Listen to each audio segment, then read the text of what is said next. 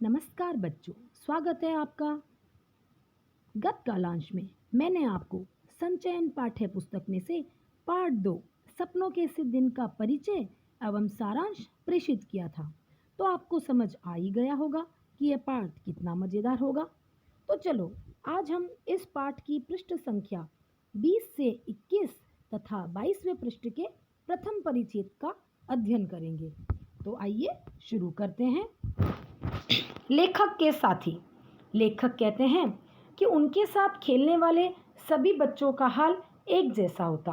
नंगे पांव, फटी मैली सी कच्छी और टूटे बटनों वाले कई जगह से फटे कुर्ते और बिखरे बाल, अर्थात सभी बच्चे एक जैसे होते। ऐसा नहीं होता कि किसी ने अच्छी पोशाक पहनी हो और किसी ने खराब। जब ये सब बच्चे लकड़ी के ढेर पर चढ़कर खेलते और नीचे को भागते तो गिरकर जाने कहाँ कहाँ चोट लगा लेते, और जो कपड़े उनके पहले ही फटे पुराने होते वो और तार तार हो जाते, यानी और फट जाते। धूल भरे कई जगह से छिले पांव, पिंडलियां या लहू के ऊपर जमी रेत, मिट्टी से लथपथ घुटने लेकर जब घर जाते तो सभी की माँ बहनें उन पर तरस खाने की जगह और पिटाई करती। प्यार नहीं करती कि अरे देखो लग गया, नहीं, पहले बहुत पिटाई होती थी इस तरीके के आचरण पर। अब लेखक बता रहे हैं कि बच्चों का बचपन में स्वभाव किस तरीके का होता है। कईयों के बाप तो बड़े गुस्सेल होते थे, पीटने लगते तो ध्यान ही नहीं रखते कि छोटे बच्चे के नाक मुंह से लहू बहने लगा है या उसे कहाँ चोट लगी है, और इतनी पिटाई होने पर भी दूसरे दिन बच्चे फिर खेलने चले जाते। लेखक को उस समय तो समझ में नहीं आया कि हम वापस क्यों खेलने चले जाते हैं, इतनी डांट मिली, इतनी पिटाई मिली।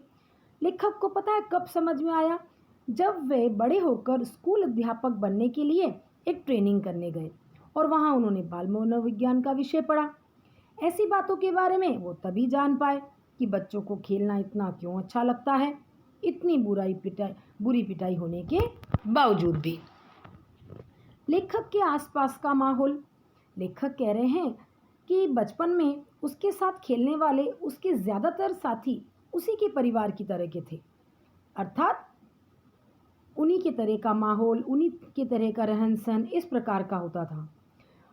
लेखक का परिवार आसपास के गांव से आकर उस गांव में बसा था। लेखक कहते हैं उसी के परिवार की तरह बहुत से परिवार दूसरों गांव से आकर उस गांव में बसे हुए थे।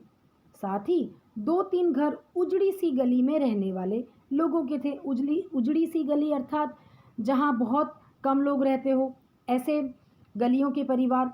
उन सभी की बहुत सी आदतें मिलती जुलती थी, यानी जो बच्चे सब साथ में मिलकर खेलते थे उनकी कई आदतें एक दूसरे से मिलती जुलती थी।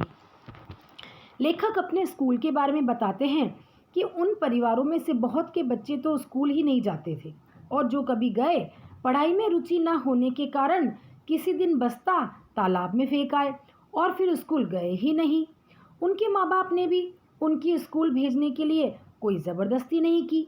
यहाँ तक कि परचूनी अर्थात राशन की दुकान वाला और आड़तिए जो किसानों की फसलों को खरीदता है और बेचता है, वे लोग भी अपने बच्चों को स्कूल भेजना जरूरी नहीं समझते थे।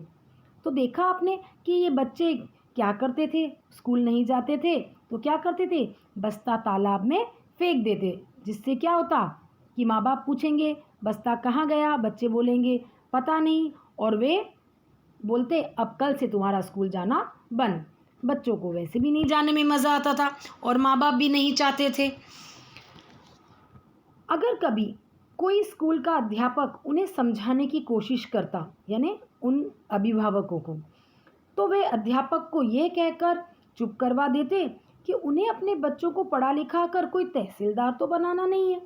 जब उनका बच्चा थोड़ा बड़ा हो जाएगा तो पंडित घनश्याम दास से लंडे हिसाब किताब लिखने की पंजाबी प्राचीन लिपि है, उसे पढ़वा कर सिखा देंगे, दुकान पर भैया लिखवाने बिठा देंगे, और वह पंडित 6-8 महीने में लंडे और मुनीमी यानी हिसाब किताब लिखवाकर उन्हें प्रशिक्षित कर देगा।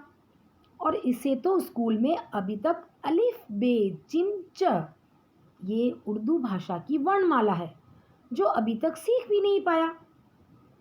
ऐसा उत्तर मिलने पर अध्यापक कुछ बोल ही नहीं पाते थे। अब वे किस तरीके से अभिभावक को समझाए कि आप अपने बच्चे को स्कूल भेजिए। भाषा कभी व्यवहार में बाधा नहीं बन सकती। लेखक और उनके आधे से अधिक साथी राजस्थान और हरियाणा से आकर मंडी में व्यापार या दुकानदारी करने परिवार वालों में से थे। जब वो बहुत छोटे थे तो उनकी बोली कम समझ पाते। उनके कुछ शब्द सुनकर हंसी आने लगती, परंतु जब खेलते तो सभी एक दूसरे की बात खूब अच्छी तरह समझ लेते। देखिए, लेखक कहना चाह रहे हैं कि राजस्थान या हरियाणा से आए हुए परिवारों में से बच्चे होते थे, तो वे भाषा हालांकि शुरुआत में एक दूसरे की नहीं समझ पाते थे, लेकिन जब वे मिलकर एक साथ खेलते थे तो आसानी से एक दूसरे की भाषा समझ लेते थे। इसलिए तो बच्चों, खेल को महत्व दिया जाता है, क्योंकि खेल हमें एकता में बांधता है। खेडण दे दिन चार। और खेल खेलते खेलते पता भी नहीं चला लेखक को कि यह दिन कब निकल गए। ये एक लोकोक्ति है, यह खेडण दे दिन चार। ये खेलने के दिन कब कैसे बीत गए। लेखक में से कोई भी ऐसा न था जो स्कूल के कमरे में बैठकर पढ़ने को कैद न समझता हो। कुछ अपने माँ बाप के साथ जैसा भी था वैसा काम कराने लगे। जैसे कि आप इस चित्र में देख सकते हैं, कुछ बच्चे कपड़े धुलवा रहे हैं, कुछ बच्चे खाना बनवा रहे हैं, खेती बाड़ी के कामों में भी हाथ बंटवाते थे। हमें भी अपने माँ बाप के कामों में हाथ बंटवाना चाहिए। बाल मन का वर्णन करते हुए लेखक कहते हैं, बचपन में घास अधिक हरी, फूलों की सुगंध अधिक मनमोहक लगती है। ये शब्द शायद आधी शती पहले किसी पुस्तक में पढ़े थे, परंतु आज तक याद है। याद रहने का कारण यही है कि यह वाक्य बचपन की भावनाओं, सोच समझ के अनुकूल होगा। परंतु स्कूल के अंदर जाने से रास्ते के दोनों ओर जो अलियार के बड़े ढंग से कटे छठे झाड़ उगे थे, जिन्हें लेखक डंडिया कहा करते, उनके नीम के पत्तों जैसे पत्तों की महक आज तक भी लेखक आंख मूंद कर महसूस कर सकते हैं। आंख मूंद कर यानी आंखें बंद करके भी वे आज उस खुशबू को महसूस कर सकते हैं। बचपन में घास अधिक हरी और सुगंध ज़्यादा खुशबूदार लगती है, क्योंकि बचपन में बच्चा कल्पनाएं अधिक करता है। उन दिनों स्कूल की छोटी क्यारियों में फूल भी कई तरह के उगाए जाते थे, जिसमें गुलाब, गेंदा और मोतिया की दूध सी सफ़ेद कलियां भी हुआ करती। ये कलियां इतनी सुंदर और खुशबूदार होती कि हम चंदू चपरासी से आंख बचाकर कभी कभार एक दो तोड़ लिया करते। चंदू चपरासी जो था, लेखक के स्कूल का पियून था, और वे फूल तोड़ते हुए बच्चों को डांटे या मारे नहीं, इसलिए वो चुपके से तोड़ लिया करते थे। उनकी बहुत तेज सुगंध आज भी महसूस वे कर लेते हैं, परंतु लेखक को अब ये याद नहीं कि उन फूलों को तोड़कर कुछ देर सूंघकर फिर उन फूलों का वे क्या करते थे।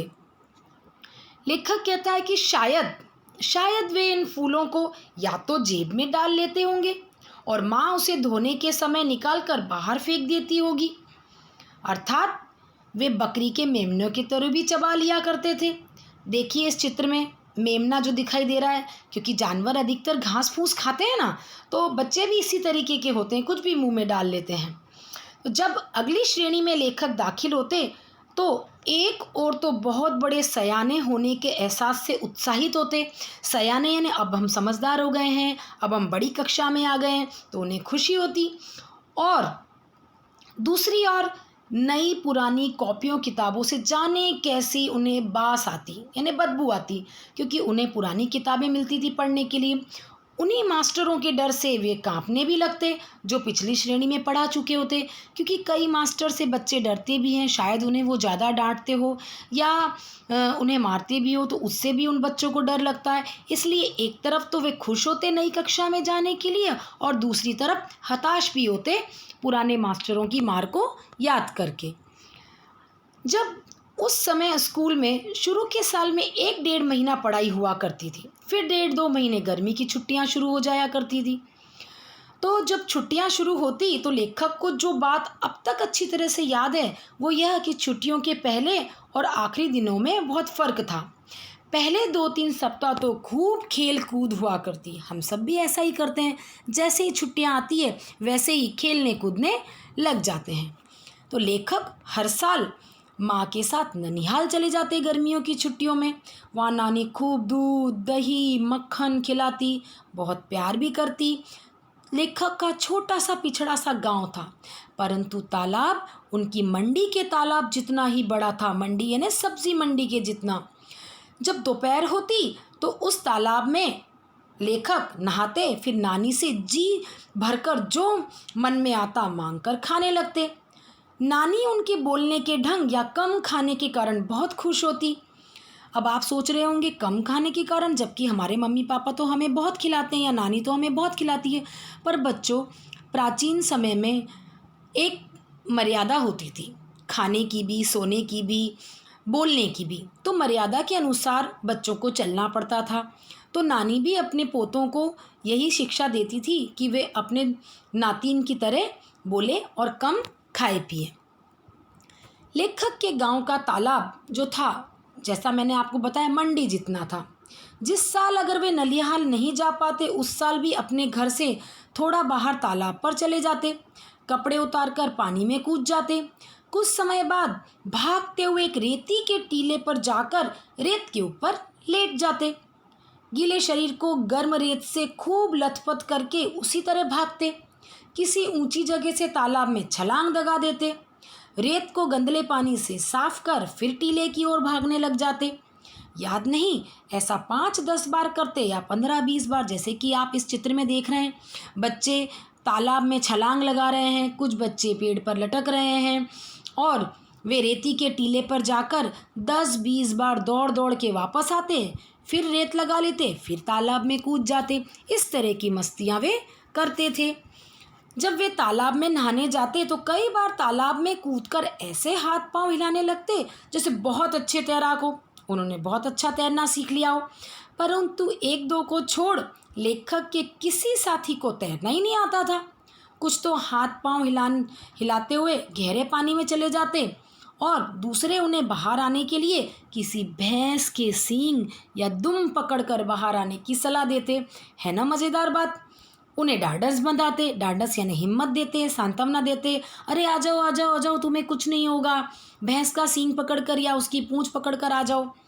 कूदते समय मुंह में गंदा पानी भर जाता तो बच्चे बुरी तरह खांसते, ऐसे कई बार ऐसा लगता सांस रुकने वाली है, परंतु हाय हाय करते किसी न किसी तरह तालाब के किनारे पहुंच ही जाते।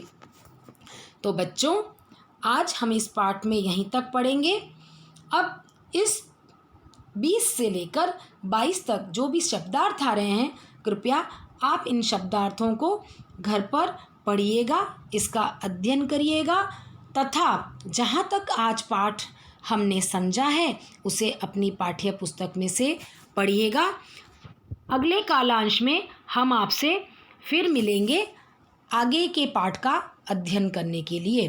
तब तक धन्यवाद। मैं ज्योति मिश्रा, अलविदा।